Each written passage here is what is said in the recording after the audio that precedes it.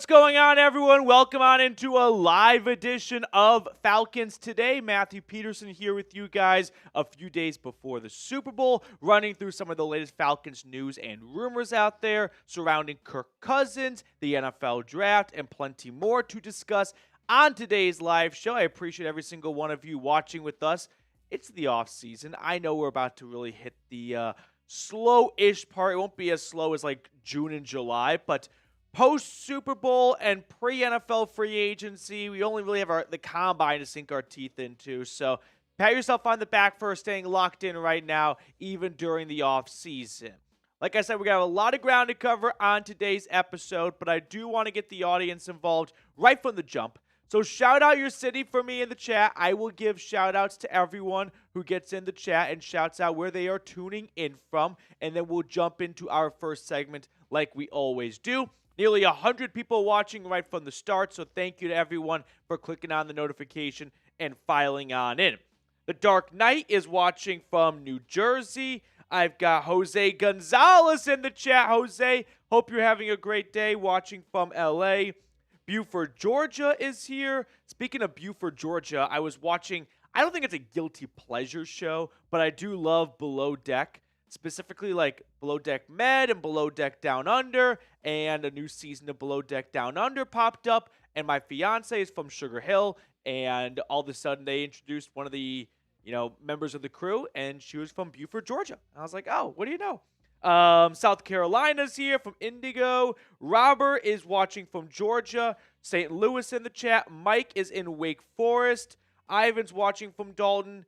David's in Mississippi. Jesse's in North Carolina. Romer's in New York. Love to see it. We have the UK in the house. Love it, V. So who you got for the big game? Why is it called? I know it's a copyright issue, but it's such a silly copyright issue. But who you got for Sunday? Chiefs or Eagles? I started the week off with the Chiefs, and I think it's un-American if you don't switch teams at some point leading up to the Super Bowl. Right? It's supposed to be two evenly matched teams, as even as possible. So it's fair to go back and forth. I just really feel like the three-peat's going to get prevented. But that's more wishful thinking than what my gut really tells me. If I had to power rank the three Super Bowls, I was so confident in the winner. I would say number 1 was Patriots over the Rams. Number 2 was Buccaneers over the Chiefs. Because I did see a stat before that playoff began of, for Vegas, worst case scenario based on the odds and all the futures places if the Buccaneers win. And usually that means the house wins, but Tom Brady always wins. And then number 3, I would say, I got the last 2 wrong. Just trying to fade the Chiefs. Number 3, this is a bad one, but I remember I was very confident in freshman year of high school. Sophomore year, I was pretty confident that the Broncos were going to beat the Seahawks. So that was a bad one. Before we get any further, big shout out to Game Time. Game Time has an awesome feature called Game Time Picks that makes getting tickets to see your favorite teams play live even easier. Game Time Picks filters out the fluff to show you only incredible deals on great seats, so you do not have to waste time searching through thousands of tickets. One thing I really like about Game Time is their all-in pricing option. Toggling this feature shows the total upfront cost with no surprise fees at checkout. Plus, they offer the Game Time guarantee. If you find tickets in the same section and row for less, Game Time will credit you 110% of the difference. So take the guesswork out of buying tickets with Game Time. Download the Game Time app, create an account, and use code CHATSPORTS for $20 off your first purchase. Terms apply. Again, create an account and redeem code CHATSPORTS for $20 off. Download Game Time today. Last minute tickets, lowest price guaranteed. Today's show also made possible thanks to Prize Picks. Prize Picks is the best place to get real money sports action. With over 10 million members and billions of dollars in awarded winnings, Prize Picks has made daily fantasy sports accessible to all. Just pick more or less on at least 2 players. Prize Picks puts their members first, so all withdrawals are fast, safe, and secure. When my picks hit, I can get my money in as quick as 15 minutes. They also offer Venmo and MasterCard for quick and easy deposits and withdrawals into your account this season. Download the app today and use code CLNS to get $50 instantly after you play your first $5 lineup. All that information is in the comments and description of today's video. Download Prize Picks today and use code CLNS to get $50 instantly after you play your first $5 lineup. Prize Picks. Run your game. Okay. We have a mailbag coming up later on. As always, it's an opportunity for you guys to be a part of the show and really get on screen. So if there's a question or even a take, like an idea you want to toss my way, throw it in the chat. Just use hashtag Falcons if you're new here. And producer Dylan's on the ones and twos today, is going to pull that question and throw it on screen. If you want to guarantee your question or your take gets on screen, super chat, and we'll throw it on immediately. Now, with that being said, we've got 3 segments, like usual, on today's live show. Latest news and rumors surrounding specifically Kirk Cousins. I thought we could take a look at Mel Kiper's big board after the Senior Bowl. He updated it before the Combine. So just to let you guys know which guys went up and which guys went down. So that will be before our mailbag. 135 people. Less than 10% of you guys have liked the video. Come on, we can do better than that. Hit the thumbs up button if you have not already. Help us reach our goal of, let's say, 35 likes. I think that's attainable. Let's get there. Come on now. Chris Tyler is in the chat, along with Jason Greenway, CLNS. Jesse is here. Cavalier, talking about Brady's a system QB. Yeah, that's quite the take right there. 7 rings might indicate he could be a little bit better than. This kind of reminds me of peak Barry McConkner. McConkner? Yeah, Barry McConkner. That was a legendary account until it basically was no more. All right, here we go. I think we're ready. Okay, here we go. Let's talk all about some of the Kirk Cousins news and rumors as he is parading around Radio Row in New Orleans and trying to talk to anyone who will listen about his injuries from 2024.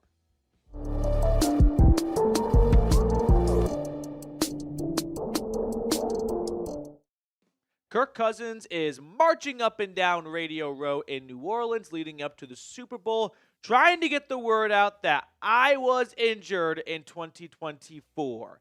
And that has led to a lot of speculation about what's next for Kirk in Atlanta. ESPN's Adam Schefter had this to say. This is a situation that looks an awful lot like what Denver and Russell Wilson went through last offseason before Denver decided ultimately to move on from him when it said it wouldn't necessarily do that. They released him. He wound up signing a 1-year deal with a low salary in Pittsburgh, and that's how I think people across the league believe this situation will unfold with the Falcons releasing Cousins right around the start of the new league year. What have I been saying for the last 6-7 weeks? There is no way the Falcons are going to bring back Kirk Cousins. Does it make sense financially to move on from him? No. But there's a human element to this. Surely you have a Dwight in your office, someone that just gets under your skin and you don't enjoy working with. Imagine that being one of the highest paid employees and you kept him around when you had the option to move on from him. It's not the best analogy, but I think you can try and really appreciate the elephant in the room with keeping Cousins to be the backup for Michael Penix. I don't think this is going to be a simple retaining of him. If you're curious what this all is stemming from, it's Cousins hopping on Good Morning Football and talking about his injury, saying against the Saints, I got hit pretty good in my right shoulder and elbow, and from there was kind of dealing with that, I was working through, and just never really could get it to where I wanted it. Kirk Cousins is forcing his way out of Atlanta. He is letting the public know I was injured last year. So please don't hold that really bad 5-game stretch against me. I was playing through an elbow and a shoulder injury. He is in self-preservation mode. He is trying to maintain his image of still being a quality starting quarterback in the NFL. And so he has to put out there, I'm injured, or I at least was injured. I'm healthy now, though. That's why I was bad. And why is this bad for Raheem Morris and the Falcons? Because Raheem Morris looks like the biggest pumpkin. You didn't know he was injured? Cousins undoubtedly probably lied and downplayed the injury. He knew that if he went to the bench, even for an injury, Michael Penix would never give that starting gig back to him. You can't put the rookie back on the bench if he starts to play well. It's just an unreversible move. So he had to play through it. But I am still not giving Raheem Morris a pardon. You see this guy every day in practice, every single game day, and you could not come to the conclusion of, something looks a little off with him. Is it just me, or does he not look like he has his fastball anymore? It's your job as a coach to put your team in a position to be successful. Like, that's job number one. And Kirk Cousins, no doubt, put himself ahead of the team by playing through an injury to not lose his starting job, knowing that he would probably never get it back. But Raheem Morris has to do what's best for the team. And if he could see that, I think everyone else could see, Kirk Cousins was not playing up to standard, a change should have been made way earlier. Instead, they lost 4 games in a row. And even the one game that they did win in this 5-week stretch against the Raiders, imagine they started Penix that game. And instead of Michael Penix's second NFL start being in Washington, it's his third NFL start. And he's a little bit more comfortable. It's a big what if, but I really think that if Penix starts one game earlier against the Raiders, and the Commanders game is his third start, then he might be a little bit more comfortable compared to his second career start. Now, like I said earlier, financially, you don't have anything to gain by moving on from Kirk Cousins, which plenty of people have pointed out. If we're paying him, why not have him be the backup at least? I think Adam Schefter said it best. Look at the Broncos. They could have kept Russell Wilson to be the backup with Bo Nix. Does anyone think that Bo Nix would have been as successful being an NFL Rookie of the Year finalist with Russell Wilson breathing down his neck? No. Do you think Russell Wilson would have bent over backwards to help the rookie develop? No, he would have been in selfish mode because he's at the end of his career. They're all competitors and they all want to start. So I have no doubt that if they keep Michael Penix and Kirk Cousins together in this quarterback room, you are not creating an environment where Penix has a backup whose sole interest and purpose is to lift up the starter. I could be terribly wrong, but I don't believe that's going to happen with Kirk Cousins. Now, having said all this, I'll also add Terry Fontenot's future is completely in the lefty's hands. He signed Cousins. I say he. Everyone, like Raheem Morris, Arthur Blank, they all, I'm sure, had some say in signing Kirk Cousins. But you're the GM. The buck ends with you. Things don't go well with Penix. Man. You signed Cousins to a $180 million deal. You paid him $90 million for 1 year of work. And then you use the 8th overall draft pick on a quarterback that if that doesn't go well, he's gone. I don't think that's any brand spanking new information or analysis, but Fontenot's future completely lies in Penix's hands for all of the mistakes he's made in the past and not producing one single winning season. Before we get on to the rest of today's episode, today's show is made possible thanks to our friends over at Game Time. Game Time has this awesome feature called Game Time Picks. And what that does is it filters out the fluff to show you only incredible deals on great seats, so you do not have to waste time searching through thousands of tickets. One thing I really like about Game Time is their all-in pricing option. Toggling this feature shows the total upfront cost with no surprise fees at checkout. Plus, they offer the Game Time guarantee. If you find tickets in the same section and row for less, Game Time will credit you 110% of the difference. So take the guesswork out of buying tickets with Game Time. Download the Game Time app, create an account, and use code CHATSPORTS for $20 off your first purchase.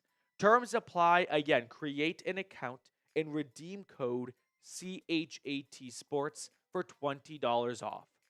I put all that information in the comments and description of today's video. Download Game Time today. Last minute tickets, lowest price guaranteed.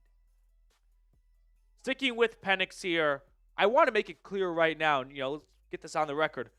Michael Penix is a quarterback that I am a believer of, and I think he will be a successful quarterback in the NFL. 775 yards across 5 games and 3 starts his rookie season. 3 touchdowns, 3 interceptions, but if you actually watch the games, 2 of those interceptions were not on him whatsoever. It went through the receiver's hands and just a little unlucky for the guy. But overall, I am optimistic for Penix. If there are 2 things that I am concerned about, so I don't just get completely on my knees and suck the skin off, it's the injury history. He's torn both his ACLs. He's hurt both shoulders in college, so a little fragile. And the accuracy issues, because there were plenty of balls that were overthrown and just not quite on target. But hey, I'm sure you and I would get the jitters too if we were making our first or second NFL start. So I'm very confident that he's going to have a good career at the Falcons from what we saw in his rookie season. And even going back to Washington, he was a prospect that I think I was trying to find the list, and I couldn't find it within 10 minutes, and I didn't want to spend, 30 minutes looking. But last year, if you recall all the pre-draft videos we did, my quarterback rankings were, and maybe I never put it in writing, but I'm sure I verbalized it. Caleb Williams, Drake May, Jaden Daniels, Michael Penix, Bo Nix, J.J. McCarthy, somewhere in that area. And maybe just revisionary history right now kicking in here, but overall, I'm confident. I'd put myself at a 7.9. I'm going to make him earn the 8. 7.9. I also just want to share this bit of information here. I was curious about, hey, as he gets ready for his second season, what's the history of round 1 quarterbacks who sat their rookie year? Now, it's not like the olden days when pretty much every quarterback as a rookie sat. There's not even a clear answer, a recent example of someone who sat their entire rookie year. Like Trey Lance, he played a little bit. Jordan Love, he did sit his entire rookie year. So forget what I just said a moment ago. But he's like the only one. Lamar played the last 7 games, but he was intended to sit his whole rookie year. And then like Penix took over for a bench quarterback in Flacco. Mahomes sat his whole rookie year, but he did play the last week of the season. Jake Locker, I don't know if he just sat or if he just sucked in camp and everyone realized this was quickly a bad mistake. Tebow did not play much at all his rookie year. So I'm bringing all this up to go, there's not actually a lot of historical points we can look at of what happens to round 1 quarterbacks who sit their rookie year. How do they usually look in year number 2? We didn't get that with Jordan Love because he didn't play in year number 2. Lamar sat-ish, but like Penix, he did play his rookie year, although he played twice the games Penix played. But he was awesome his second season. We know what happened with Mahomes, so I don't think we should look at Mahomes as a blueprint because I think Mahomes would have been awesome if he played his entire rookie season too. He's just in his own tier. He's one of one. One quick other story item that came out of Radio Row that I thought you guys might have a little bit of interest in. So we all know that Myles Garrett requested a trade, and now the dominoes are beginning to fall in Cleveland. A Browns beat reporter, Mary Kay Cabot, putting out that Denzel Ward says if the Browns trade Myles Garrett, he'll question whether or not he wants to stay. I thought we could at least discuss this briefly because the Falcons do need another corner opposite of A.J. Terrell. Mike Hughes is going to be a free agent. D. Alford is going to be a free agent. Now, this would be a major get. I think Denzel Ward is better than A.J. Terrell. So we're not talking about finding a new CB2. You're adding another CB1. It'll be expensive and not just from draft capital standpoint, which Atlanta does not have a ton of. They have their first, their second, their fourth, and 2 7s, which I think a second could get it done. but you probably have to overpay a little bit since the Browns have no interest in trading their own star players. So you got to make them an offer they really can't refuse. And Atlanta does not have deep draft picks pockets to make offers that teams can't refuse. So I don't think there's much of a chance that Denzel Ward comes to Atlanta whatsoever. He hasn't even requested a trade yet. So we're kind of putting the cart in front of the horse, but just a name to throw your way coming out of Radio Row to watch for.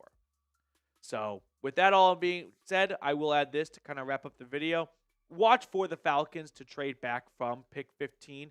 After looking over their 5 draft picks, which I really only want to say they have 3 draft picks because 7th round picks are worthless.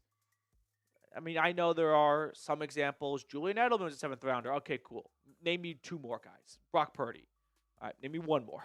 But the point being is, let's not act like 7th round picks should have an equal amount of weight when discussing a team's total picks. So if you only have 3 picks in the first 6 rounds, yeah, I think you're going to have some level of interest in acquiring more picks.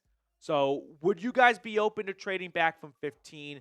Sound off down below. I would love to hear from you because most fan bases are always on board with trading back to get more picks. I am of the mindset of we tend to undervalue quality picks versus quantity picks. How many times have we seen teams make big trades and get a bunch of picks and it doesn't quite work out for them? If there's a player you really like, I'd rather have 1 great player than 2 good players. But in this draft class, there are a lot of really good pass rushers. So this might be a good year to move back and get some more picks because you can still get a great pass rusher if you move back 5, 6, 7 or so spots. So that's going to do it for us on today's episode. Thank you all so much for tuning in. We will sign off and catch up with you all later. Nearly 200 people watching. Thank you guys so much for watching today's live show. Matty Ghost saw his preseason Cardinals game. He couldn't complete a slant pass. Who are we talking about? Desmond Ridder on the Cardinals in the preseason? Is Desmond Ridder doing DoorDash right now? Like, how about this? Not to just completely shit on Desmond Ridder. Is he in the league this next year? He was on the Raiders. That's where he last was. Christopher is getting a question in. Thank you, Christopher. Get your questions in as well. Use hashtag Falcons or Super Chat. We're hunting for our first Super Chat of the day. So if you want to guarantee a spot on screen, Super Chat and Dylan will throw it on for all 174 beautiful, smart, sexy, funny viewers we have. Also, can someone let me know when Trucker Mike is here? Dylan, are you aware of Trucker Mike? Were you here last week when you shadowed Reed? I don't know about Trucker Mike. So Trucker Mike is a viewer of ours who usually tunes in between segment 2 and 3. And we just try and guess where he's driving. My last job, it was in Wyoming, which I've mentioned a few times, and there's not a lot of place to hang out in Evanston, Wyoming. So my favorite spot to go to was this trucker bar, Lincoln Highway Tavern. Highly recommend. By far, this will sound crazy, the best wings I've ever had in my life were from this bar. And I would go there pretty much every Friday and Saturday night because I was lonely. And you know who else is lonely? Truckers. And I would just, you give them an inch and take a mile. I'd make a little conversation and all of a sudden, I've had, weirdly enough, a lot of truckers buy my food for me. Not in a sexual way, but just had a nice dinner conversation. They're like, you know what? Let me get your beer for you. Let me get your wings. All right. Is Reed going to the Super Bowl? No, Reed is in Dallas. That's where Chat Sports is. He's like tech support for the Super Bowl crew in New Orleans. We have like 6 guys in New Orleans right now representing Chat Sports and doing all the fun Super Bowl stuff. And I'd love to go someday, but my team needs to get better. So he is helping them out from Dallas. Are we ready to jump into our next segment? It is a Mel Kiper updated big board. He's in Walmart greeting people. All right. So Kiper put out a brand new big board following the Senior Bowl and the Shrine Bowl. And Atlanta's in a fun spot. When you're picking 15 to 20, you're in no man's land. where there are some guys who are projected to go top 10 that you can fall in love with and hope they fall to you. And maybe they do. But you're also in a spot where you need to learn about a lot of prospects because there's no guarantee your top 3, 4, 5 guys could even fall to 15. So you really got to cover your bases. Whereas when you're picking like 25 to 32, there's no sense in getting worked up over some of the better prospects. Just sit back and wait and see who falls to you. Mason B, did Petey just say that he was a lot lizard? Did I say a lot lizard? I don't think so. The issue is when you're in a profession like this where you say, how many words do you think I say in a video? Like I don't even know how to like put a number to it. Say probably like the 5,000 mark. 5,000 words, you think? Yeah. I'm going to screw a good percentage of those words up. And as a society, we love to make fun of people when they do that. And I'll be honest, I'm guilty of doing it when people are in my shoes. So if I said something weird, Trucker Mike is here. Let's fucking go. Let's go. There we go. All right. We're going to let it build up. Trucker Mike, we're going to guess the state after this next segment. Are we ready? I told you he'd be here, Dylan. I told you, Trucker Mike. Let's get into it.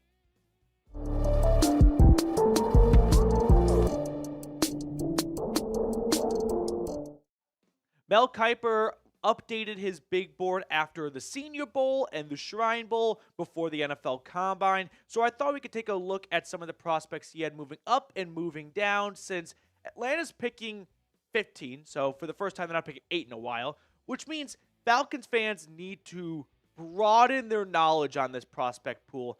Whereas last year, you really, and the year before that, and the year before that, and the year before that, you really only had to learn about the top 10 guys in the draft since you were picking top 10. But this year, it's not that simple. Top 10 players might not be there at 15. So I want you guys to be as well-versed as possible. The number one player on Kiper's big board, he's definitely not falling to 15, is Travis Hunter. So we can just kind of start to cruise through these players because as much fun as it would be to see Abdul Carter in Atlanta, that's not happening. Same for Mason Graham. No Shedeur Sanders, no Cam Ward. So we hit the express button here. Ashton Genty, no. T-Mac, the Arizona receiver, hot take. I don't think he's even really a round one guy. A little bit disappointing this past season in my eyes. So someone's going to take him probably top 20. And I get kind of like Mike Williams vibes from the Chargers. Number 8. Let's pause right here. Jalen Walker. This is a player we have not talked about on the channel. The Georgia linebacker was 8 on Kiper's last big board, and he's 8 on his current big board. So let's get ourselves familiar with the 6'2", 245-pound linebacker. One, like pretty much every Georgia defender, he's extremely versatile. He's got good pass rush upside. If you want to make an NFL scout feel something, just say they have pass rush upside. That is the biggest buzz phrase to a scout, to a GM, because the name of the game right now is getting to the quarterback if you don't have a star quarterback.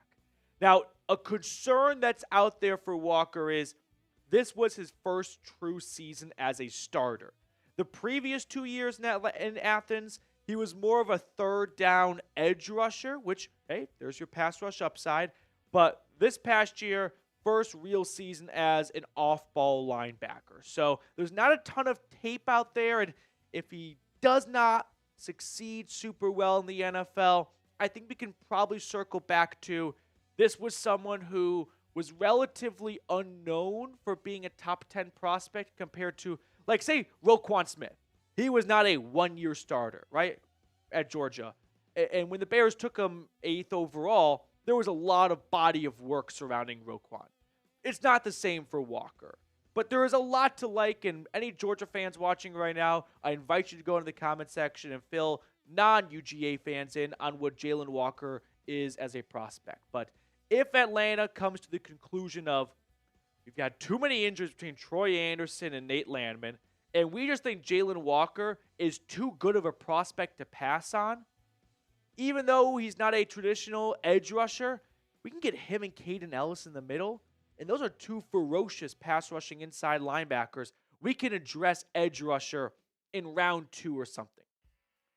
Next up on Kiper's big board, it is Will Johnson, the DB out of Michigan. I want to pause here and talk about Johnson for a moment because he is one of my favorite prospects in this draft class. Peter Schrager compared him to Patrick Surtain, who, by the time you are watching this, is probably the NFL Defensive Player of the Year. We're filming this video during our live show Thursday afternoon. Will Johnson, in my eyes, is as close as you can get to a surefire thing at the cornerback position. The only knock is he missed some time in 2024.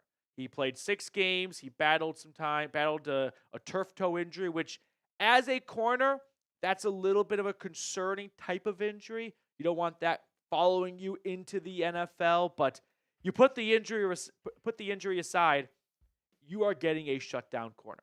And not just like a Revis Island corner, which I'm mad at myself for saying that because I don't want you guys to get the impression that he's the next Darrelle Revis. There will not be another Darrelle Revis, but he's got incredible ball skills. He had pick sixes for days in 2023 when Michigan won the Natty.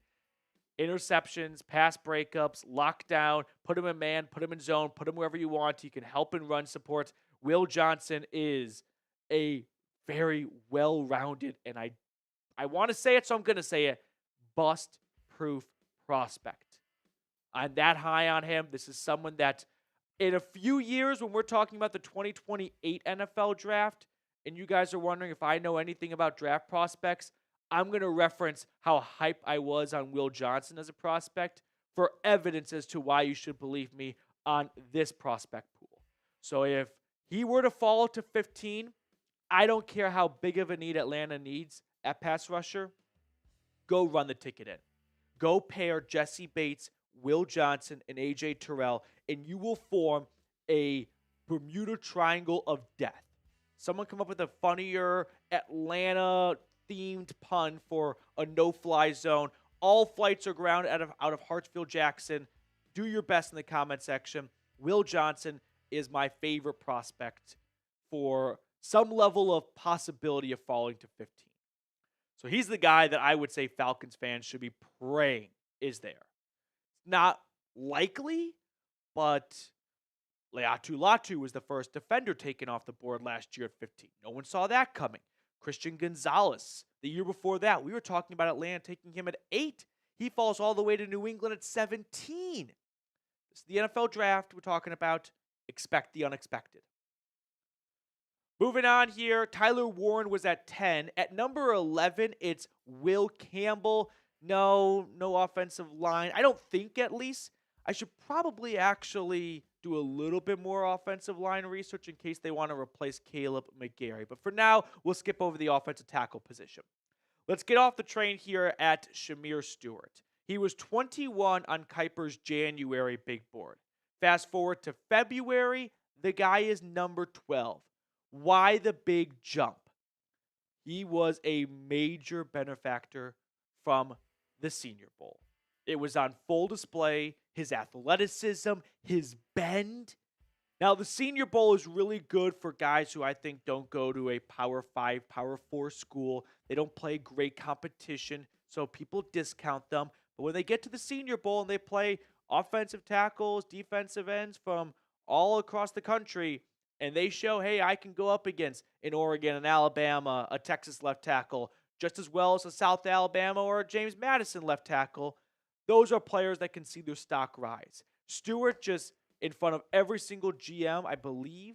There was some buzz about Fontenot not being there. I never found any evidence that was true, so whatever. My point on Stewart, though, is you saw his stats.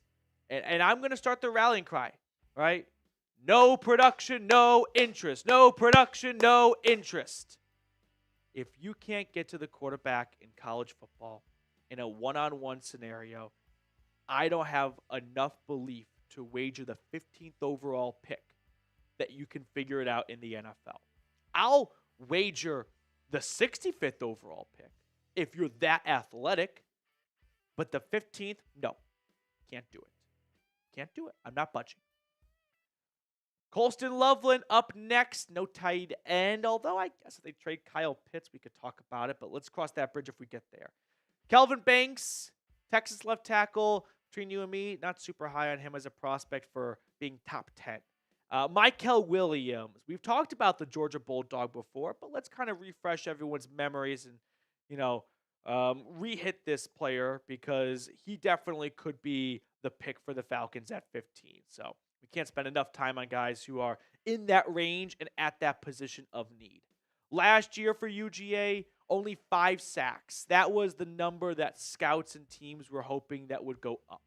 You can see how in 2023, the guy had 4.5 sacks. Okay, so putting together a good sophomore campaign, breakout junior season, kind of not really. Now, in his defense, he did miss time with an ankle injury, and towards the end of the year in the SEC championship game, he put up, I think, 2 sacks, was it, against Texas? So he looks and sounds like a player that will dominate the NFL combine.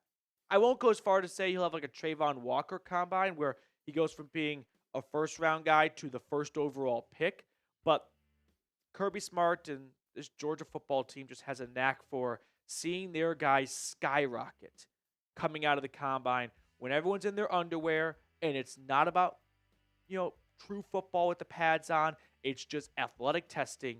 And when those scouts and GMs are seeing these guys in person and they're seeing how big and massive and fast they are, that's a tough thing for them to shake mentally. And Williams, to me, seems like someone who 3-4 weeks from now is going to be talked as one of the big winners coming out of Indianapolis. Before we get on to the rest of today's big board from Mel Kiper, quick shout out to Prize Picks. Prize Picks is the best place to get real money sports action.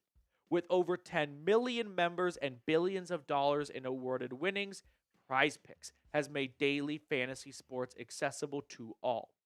You just pick more or less on at least 2 player stat projections.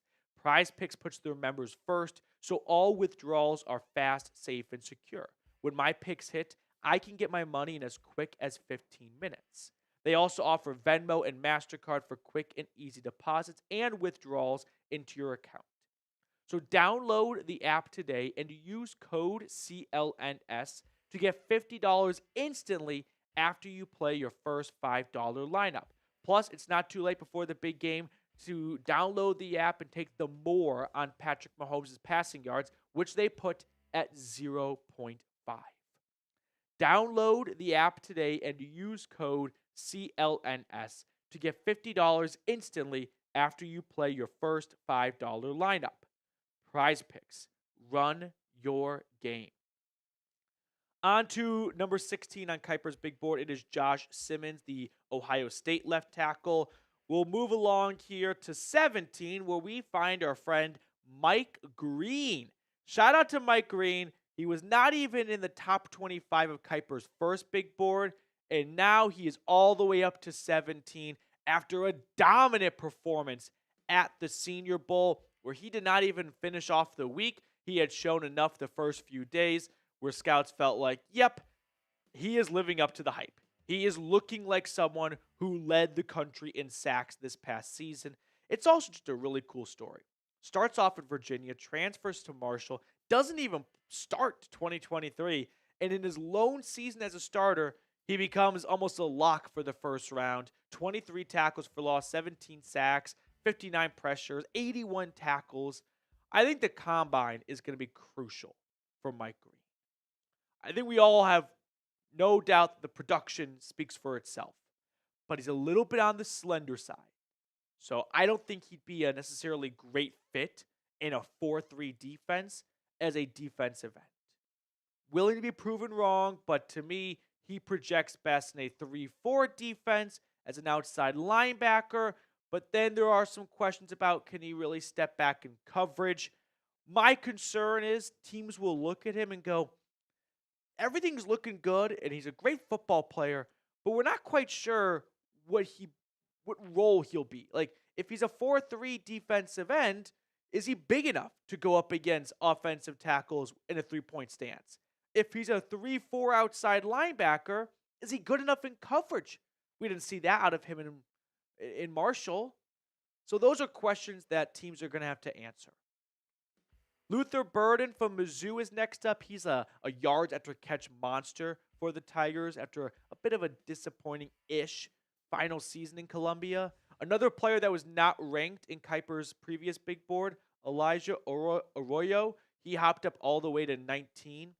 Malachi Starks, another Georgia Bulldog, cracking the top 25, followed by South Carolina's safety, Nick Emanwari. I like both these safeties a lot. Emanwari might be my favorite. Sorry, Georgia fans. He kind of reminds me of like Derwin James, built like a linebacker, moves like a safety.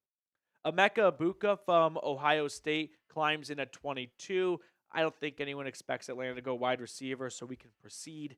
Tyler Booker, I think he's going to be a really good guard, but Atlanta does not need a guard.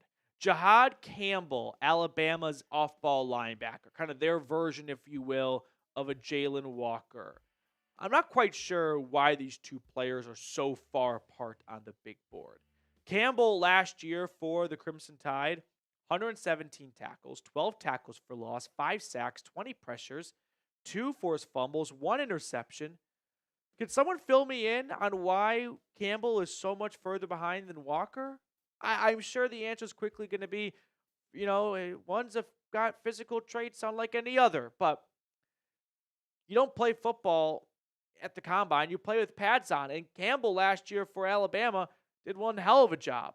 In his first true season as like a starter from start to end, that's not a ton of tape, and I don't think it's a bad idea for him to enter the draft after having a season like that when he projects to be a first to second round draft pick. But once again, if Atlanta has concerns over Anderson and Landman long term, and they think we can find a good pass rusher in round 2, but we can't find a good off-ball linebacker in round 2, then Campbell or Walker could be a sleeper pick, which we learned last year to not assume anything, myself included. Dallas Turner, you are not a Falcon. So yeah, that's one linebacker to keep an eye on. 25th and final player on Kiper's big board. It's Walter Nolan. I like Walter Nolan a lot as a prospect. I think there are, I don't want to say Chris Jones vibes because that's a really high bar to hold someone to, but the pass rush upside of Chris Jones I see in Walter Nolan. His last season for Ole Miss, a bunch of sacks, 14 tackles for loss, 48 tackles, 35 pressures, and he's pushing 300 pounds. So Chris Jones, who's one of the best interior defensive linemen when it comes to generating quarterback, I don't want to say Nolan's that guy because, again, that's just a really high bar, but I think there's a lot to like about Walter Nolan. Both of them came out of the state of Mississippi, so maybe there's a correlation there. If you made it all the way to the end of the video, drop an ATL in the comments section below. I love the end of the video crew. I really cannot thank you enough for supporting this channel and watching from start to finish. So if you're still watching, I would love to give you a shout out. Drop an ATL down below. 170 people watching with us right now. Salute to all of you guys. ATL. Hopefully hopeful. Jose Santana. Okay. Trucker Mike, are you still in the house? It's time to play my favorite game of the week. Where is Trucker Mike? So the way it works, Dylan, is he tends to hang out in the southeast corner of the U.S. Last week, I predicted it correctly. He was in Virginia. Where do you think Trucker Mike is today? South Carolina. That's a good guess. Kind of just going up and down the East Coast a little bit. I'm going to go with Arkansas. I'm going to go with Arkansas for Trucker Mike. What do you guys think? Ty Man's going to go with New York. Robert says Louisiana. Jose also going with Arkansas. That one Falcons fan thinking he's an ATL. Cavalier says Pennsylvania. Steven says Kentucky.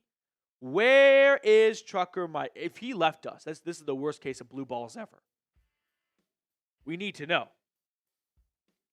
Jeremy thinks Florida. I like that guess too, Jeremy.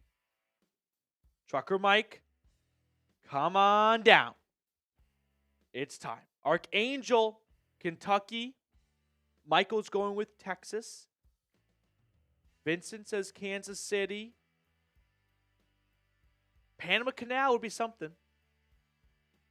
That'd be a whole new mode of transportation for Trucker Mike. Don't. You have to be here, Trucker Mike. No way. You are not in Kansas City. Did he actually get the city right? We just do the state. This guy got the city? I smell collusion. I feel like Ruxin from the league right now. Trucker Mike, are you actually in Kansas City? Are you in Missouri or Kansas? We need the closure. Trucker Mike. He's in Vincent is a new state. It's going to come in after Canada and Greenland. Trucker Mike, come on. Where are you? I like to think Vincent is Trucker Mike's burner. He just wants to win in his own game. We do have a mailbag coming up next, so also sprinkle in your questions, #Falcons, or Super Chat. We're still looking for our first Super Chat of the day, so if you want to be the MVP of today's live show, Super Chat, we'll throw it on screen for everyone watching to see. Trucker Mike, give us the state. Come on, you can't do this to us. We're on the edge of our seat here. You're saying Vincent got it right. You are in Kansas City. Are you in Kansas or Missouri? Either way, if Vincent truly just guessed the city, I want an investigation opened up. Because now it's a little too good to be true. Poor Vincent probably just guessed, got it right, and I am just shitting down his throat right now. He's doing a victory lap in his basement, and no one's celebrating with him. I mean, he probably has the Super Bowl in mind. Yeah, that's a good point. Trucker Mike, I guessed already. I guessed, what did I say? Arkansas. I guessed Arkansas, Trucker Mike. Jose Santana with a $1 super chat. Thank you, Jose.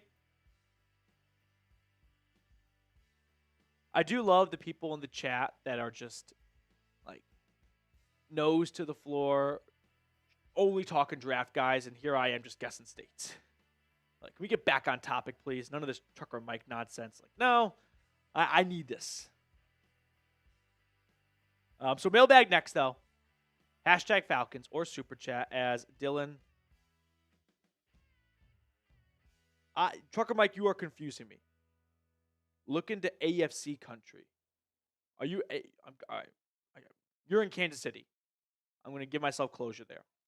$1 Super Chat coming in from former Dirty Birds Club member Jose Santana. Jose, thank you for Super Chatting. Greatly appreciate it. You're the best, dude. Vincent, he's in Missouri. I smell collusion. I think Vincent is in the truck. I think Trucker Mike's got a passenger, and it's Vincent. I think I sniffed this out. I'm fucking Scooby-Doo. You're not getting anything past me. Mailbag coming up next. Are we ready to do this thing? Yeah, get to your first question. Cameron's got a question. Carson's got a question. He has a question. Yeah. Little under 150 people still watching with us right now. Thank you guys for spending your Thursday afternoon with us. Mailbag time. And 83 likes. All right. You got the first question selected? Yeah, pick your favorite juiciest question. Give us a good one. I want a prime rib of a question. I want a good prime rib. All right. Are we ready to rumble? Let's talk whatever you guys want to talk about.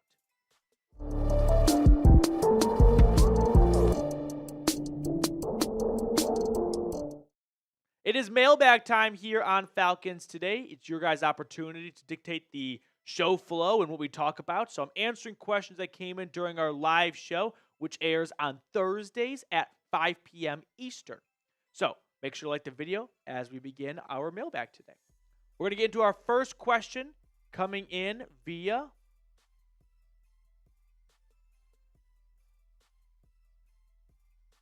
Dale Hauser. Could Kirk lying about an injury be a possible breach of contract? That's a great question, Dale, and it's one that I'm sure Mike Florio from Pro Football Talk will write an article about. I don't think so. I don't know if it's in a contract that you have to report an injury. It'll also be quite the double standard given how many times teams have players play through injuries, and now they're mad he didn't play through or he did play through an injury. So I don't think it's a breach of contract, but it's not a bad thought, Dale. But I'm not a lawyer. I don't have a good answer for you other than my gut tells me no. That one, Falcons fan. What are the chances the Falcons get Myles Garrett post-2025 draft, which allows us to use the 15th pick on either Mike Green or trade back for another pass rusher, then we trade our 2026 first? Not a bad thought and not a low probability. Myles Garrett's contract has a big dead cap hit if he's traded pre-June 1. So from a financial standpoint, it's in Cleveland's best interest if they do trade him to do it post-June 1. The issue with that, though, is the GM for the Browns, Andrew Berry. If he trades Myles Garrett after a 3-win season, his seat is going to go beyond a boiling point. And if they don't have a good 2025 year, he's going to get fired. So will Andrew Berry trade Myles Garrett after June 1, or most importantly, after the NFL draft, get picks that he never sees because he got fired? Just like the Raiders GM who traded Khalil Mack right before the start of the season, got a bunch of picks that he never saw. That's my biggest hurdle when it comes to the idea of a team trading for Garrett after June 1st. Browns GM would be an idiot to trade him after June 1 unless he was guaranteed to have a job after 2025 no matter what. But if that were to be the case, then yeah, this is a great plan, that one, Falcons fan. Stephen W. Since Denzel Ward said he still want to play with Garrett, do you think there's any chance we could get both? Or even just one or the other? Well, we talked about Denzel Ward on a video we did a few days ago now, depending on when you're watching this, regarding Kirk Cousins and Adam Schefter's thoughts on that. The probability of getting both, no. I think Myles Garrett goes for 2 firsts and a third. I think Denzel Ward goes for a second. They are both great players. I don't see the Falcons parting ways with 2 firsts, a second, and a third. I think that's just too rich. Even if they're told these guys are going to play at a high level for you, like if someone from the future came and said, listen, Myles Garrett's going to have 15 sacks, Denzel Ward's going to have 3 picks, Atlanta still might feel like we can't part ways with the future of the team for 2 players who are closing in on 30-ish, not quite there yet, and have had some injury history the last 2 years. So the probability, very low. 1, I think, is possible, and I would think it's Garrett before Ward. Jesse Joyner, trade idea. Kyle Pitts and Kirk Cousins for Brian Burns and a second-round pick. No, the Giants are not trading Brian Burns away. They just acquired him. They gave him a huge contract. I don't believe they plan to move on from him after 1 season. Even though it was a bad year for New York from a win-loss perspective, Brian Burns played good football in the Meadowlands. I don't see the Giants going away from Brian Burns. So, no, I would not get your hopes up on this one. Maybe next offseason, if it's 2 straight bad years for New York, then I could see that trade coming to fruition. Kirko Chains, everyone's favorite man in Atlanta right now. Any chance the Falcons trade for Jair Alexander? Okay, so another cornerback trade idea. So Jair Alexander, the Packers corner, 18th overall pick, I think it was, out of Louisville, has been a little disappointing as of late for Green Bay. Let's start right there. We can look, I think we might have his stats. If we do have his stats, that'd be awesome. We can look at his stats, and yeah, we do. Okay, so the last 2 seasons, he's played a total of 14 games. The lack of availability is a major red flag for a team trading for him. You're the GM. You're parting ways with a premium draft pick for someone who over 2 seasons has not even combined to play 1 full season. In fact, to Take it one step further. Look at 3 out of his last 4 years. He has missed over half of the season. I've got a tough time believing the Falcons are going to part ways with a good draft pick for Jair. But if the Packers are really motivated to move on, because there's been some friction in the locker room. Remember, they suspended him for a game after he self-appointed himself as a captain when they played in Charlotte and he wanted to be the captain in his hometown. So I think there's some friction between Alexander and the front office and the coaching staff. So if they're like, we just want to move on from this guy, take him for a 5th, a 6th, we don't care, then I'd be kind of interested. Like if it doesn't work out, all right, worst case scenario, you're out a 5th or 6th round draft pick, which Atlanta has neither at the moment, but whatever, that's a problem for another day. At that point, I'm in. Anything more than that, no. Hard no for me. But if it's like a Jeff Okudah trade, former top draft pick and just a lot of injuries, doesn't work out, all right, like 5th round pick, it was worth the gamble. I always will respect a front office for at least trying rather than sitting on their hands going, no, we're too afraid. Archangel, you're on the show, buddy. When will we have a in live at a sports bar in Atlanta watch party of a Falcons game with our best guy, Pete? Archangel, that warms my heart up. I don't have a great answer for you, like a date. The tough thing with the job here at Chat Sports is Sundays are the biggest day of the week. And a big reason why is we do watch parties. And we need to have like a studio to do a watch party. It's not impossible to do it from a sports bar, but it's not as great of a product from watching on your screen compared to in the studio with the camera. And we're not in a loud sports bar where I'm yelling and things like that. But it's been done before. Our Raiders guy has gone to Vegas. He's been invited out there to do one. He was invited to do a watch party week 1 from Charlotte. So it's not a 0% chance, but we would need to, get a lot of boxes checked from the higher-ups, the suits. Vincent Cuts. Do the Falcons go after Joey Bosa or Khalil Mack? Bosa's got 1 more year left on this deal. I think the Chargers are going to hold on to him.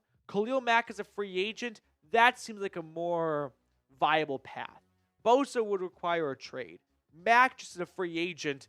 I think the Falcons could look at him as a better option than Joey Bosa. So I think they will pursue Khalil Mack. I think they could try and sell him on a role of, listen, at this stage in your career, we're not asking you to play 1st, 2nd, and 3rd down and stop the run. We want to bring you over. We plan to play you 50% of defensive snaps and put you on the field for 3rd down or 2nd and long, pin your ears back and get after the quarterback. And if you can give us 7 to 9 sacks, that is a success for both parties. Hopefully hopeful. Thanks for all the content, guys. You're very welcome. Do you think the news of Kirk's injury will do anything for a potential trade, or is the needle still solely on cut?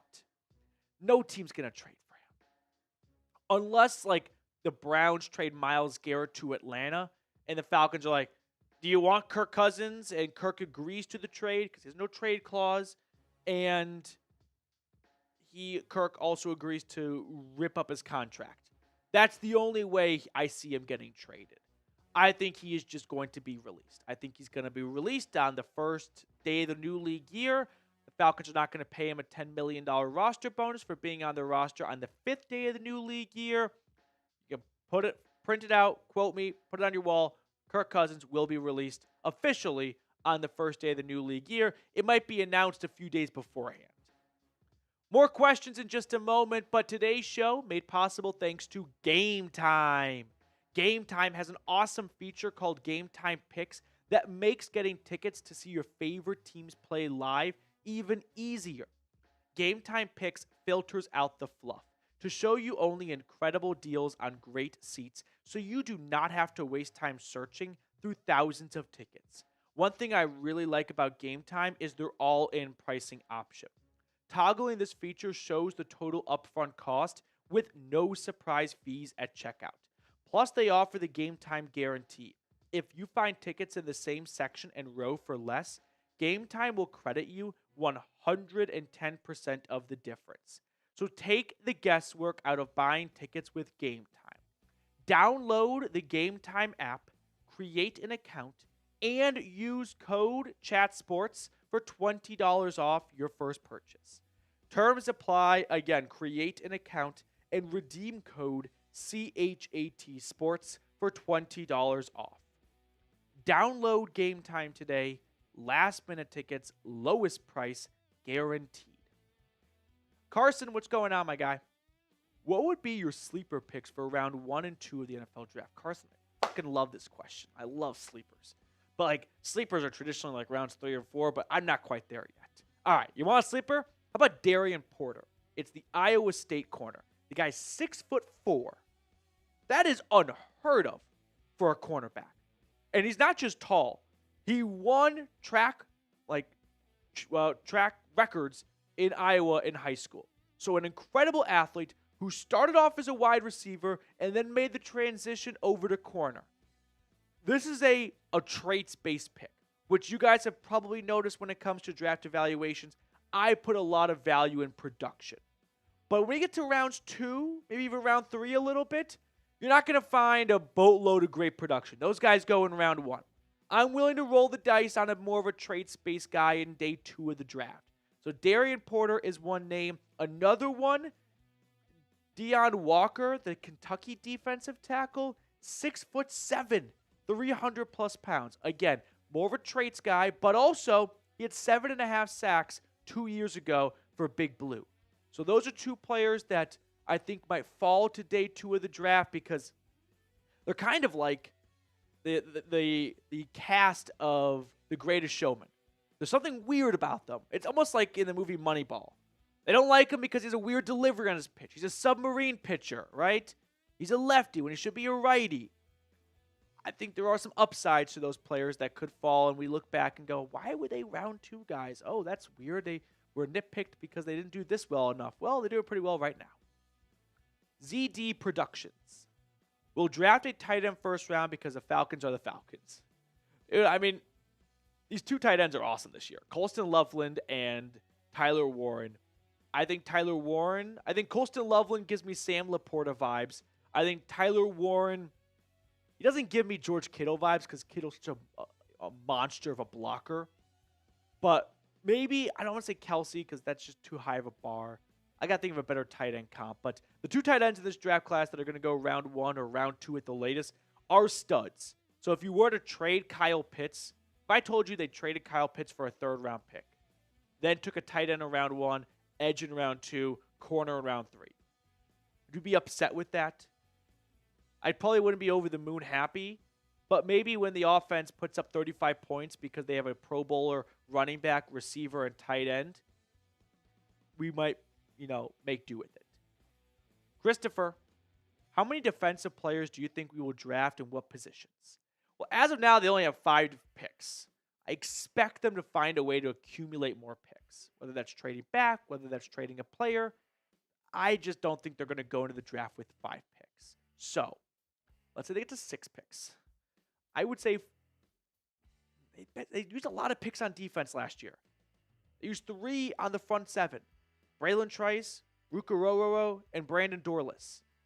So I don't think they're going to invest in interior defensive line. They have their Grady Jarrett and Onyemata replacement in Rook. At least that's what the intent was with the pick.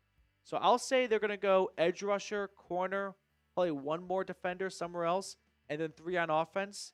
Maybe draft an offensive tackle. They're kind of due to find a new swing tackle and maybe start planting the seeds to either replace McGarry, who has 1 year left on his deal, or Jake Matthews, who's getting up there in the age column. Or replace Drew Dahlman if he gets signed elsewhere.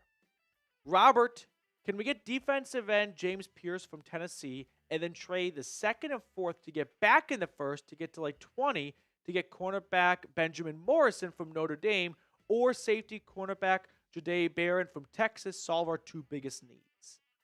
I do like the idea of approaching the draft as a quality over quantity standpoint when we come to pick evaluation. So I don't poo-poo on the idea of getting 2 first, but you're not going to get back into round 1 with a 2nd that's in the middle and a 4th. That's just not enough. You're going to have to borrow picks from 2026, which you could do. But while I don't hate this idea, I think you should exercise a little bit of patience. see who's available when you get to your pick in round number 2. There's a lot of good DBs in this draft class. So while I do like those 2 guys you brought up, I would say let's wait. I think Xavier Watts could be waiting for you in round 2, or Barron as well. And those are going to be good picks without giving up future draft capital. That's going to do it for us on today's mailbag. I hope you enjoyed it. If you did, give us a big fat thumbs up down below, and I'll see you all later.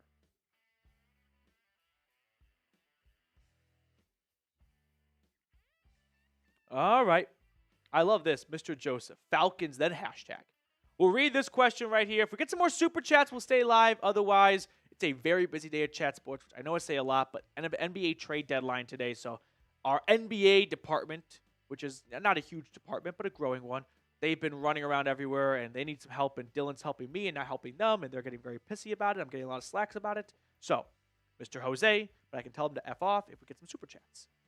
Is it more likely than not that we go all in trades rather than drafts? Second-year coach, love from Argentina. I think we talked, Mr. Jose, about my Argentinian steakhouse experience last month. No, I don't think so. And here's why.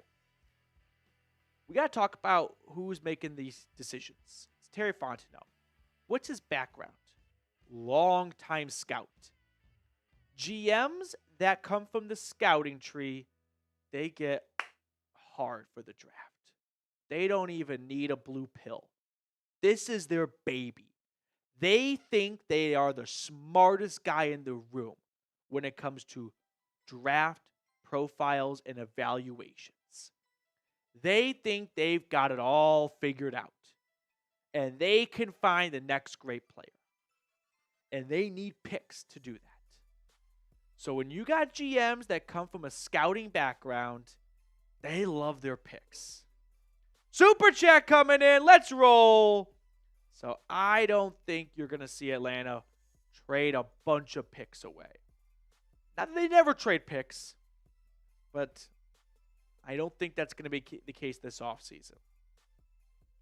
NC Show, ladies and gentlemen, keeping us on the show with a $5 super chat. New MVP of today's live show. Thank you, Mr. North Carolina.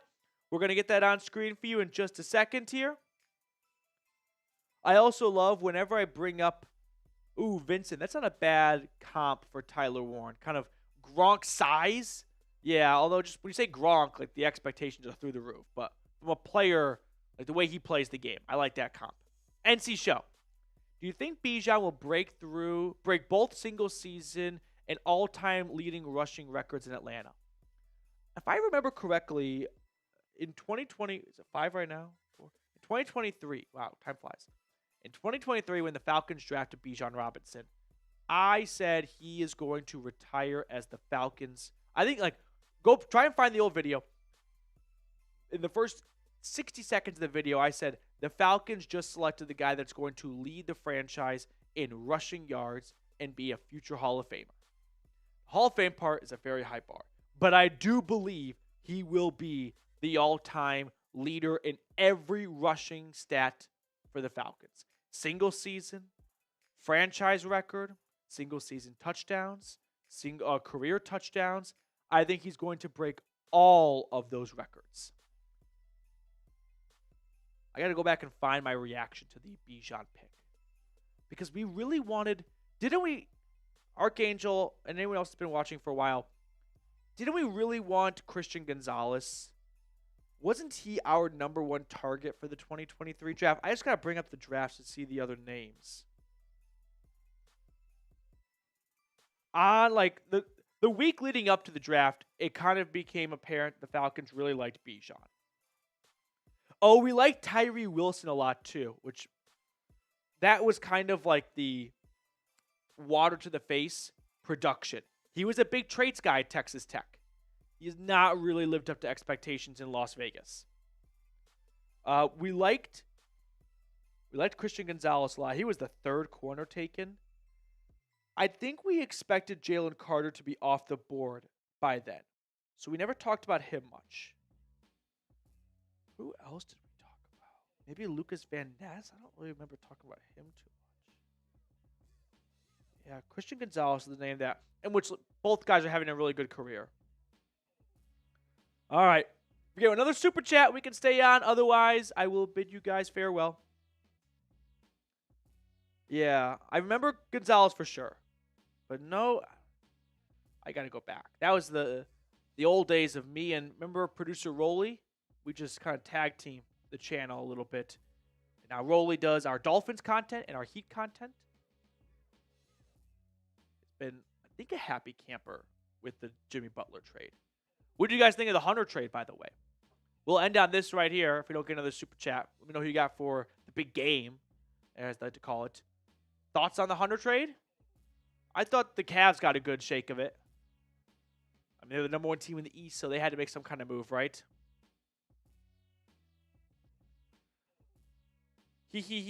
Going with Philadelphia. Archangels going with Kansas City. Who do you have, Dylan? I'm picking the Chiefs because I simply can't see the Eagles win. Yeah, you don't think that? I think if the Eagles win, I think they blow them out. I think they kind of just like jump them. Saquon first play, 75-yard touchdown, and it just is a monsoon after that. The defense has been ferocious for Philly. I'm gonna say it comes down to like the final minutes, though. Mm-hmm.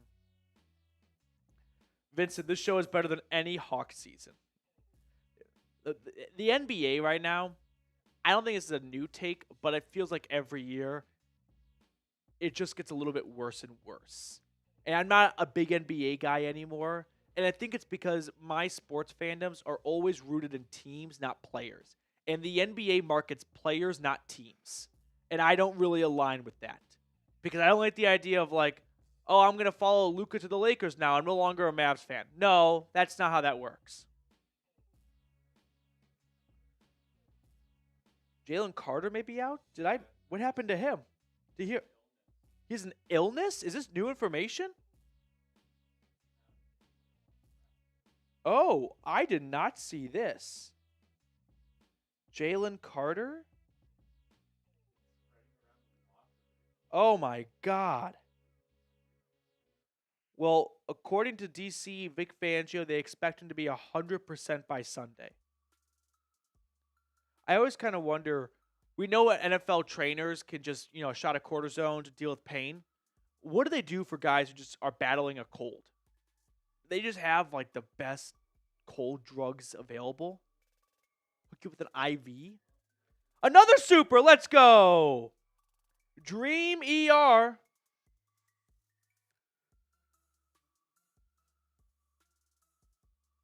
Show goes on, baby. Show goes on. Dream ER.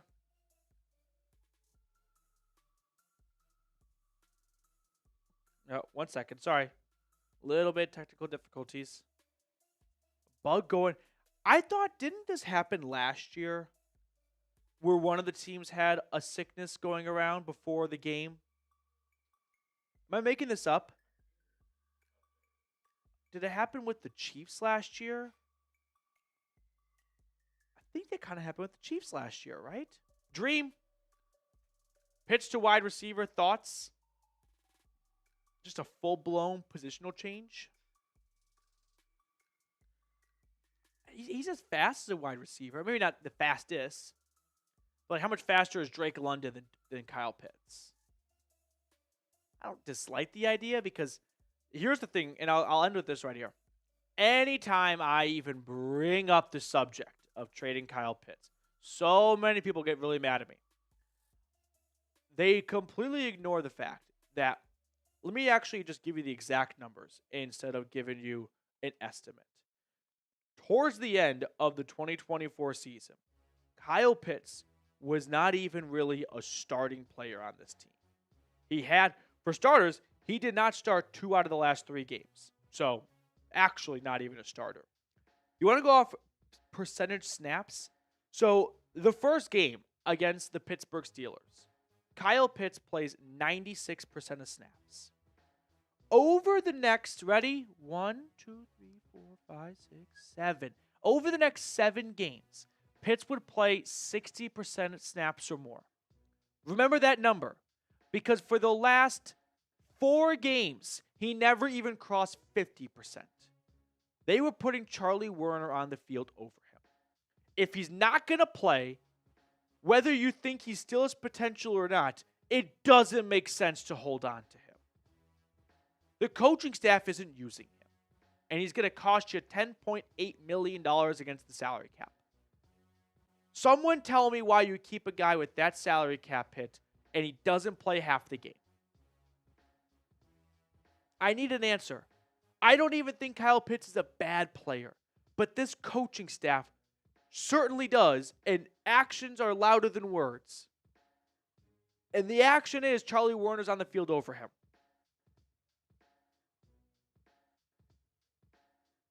It's like, I don't buy that hopeful of that was for better protection for Penix. There were passing plays when they had Pitts, when they had Werner on over Pitts. I know he had the touchdown against the Commanders, but maybe there's some, like 3 plays a game where you're like, all right, we're going to prioritize, max protection. Let's get Werner out there. But, guys, that's a dramatic fall from 74% in week 2 to 44%. He goes from playing 45 snaps in week 2 to 30 against the Commanders.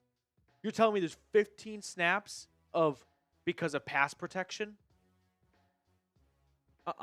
I don't buy that. I don't buy it. And then Terry Fontenot says, yeah, he was underwhelming. To me, is deafening when it comes to how serious the Falcons are about moving on from him. That will do it for us on today's live show. For our super chatters, for Dream, for Jose Santana, along with NC Show, thank you guys so much for going above and beyond to support the channel. For everyone watching with us, as always, thank you for tuning in. Enjoy the rest of your Thursday, and we will see you guys throughout the weekend with more content.